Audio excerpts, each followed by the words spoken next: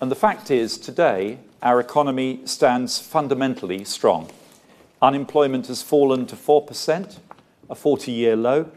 Employment is at near record highs. Real wages are growing again and are set to grow substantially faster over the next 3 years, according to the OBR.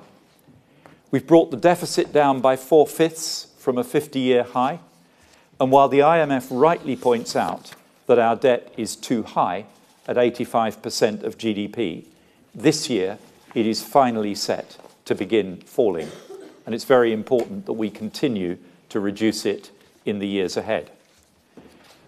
Our economic plan has delivered growth in the economy, growth in employment, and growth in wages, and it has also allowed us to invest in the key priorities of the British people too. We're investing an extra £24 billion a year in the NHS.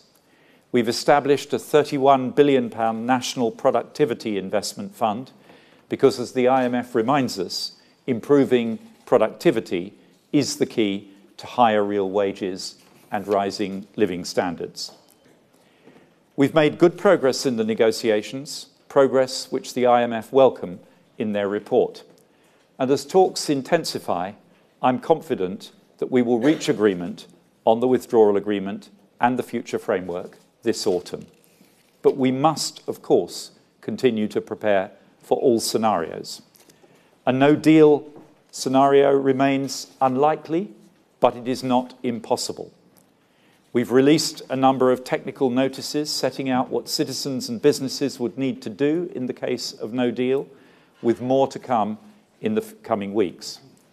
The IMF are clear today that no deal would be extremely costly for the UK, as it would also for the EU, and that despite the contingency actions we're taking, leaving without a deal would put at risk the substantial progress the British people have made over the past 10 years in repairing our economy.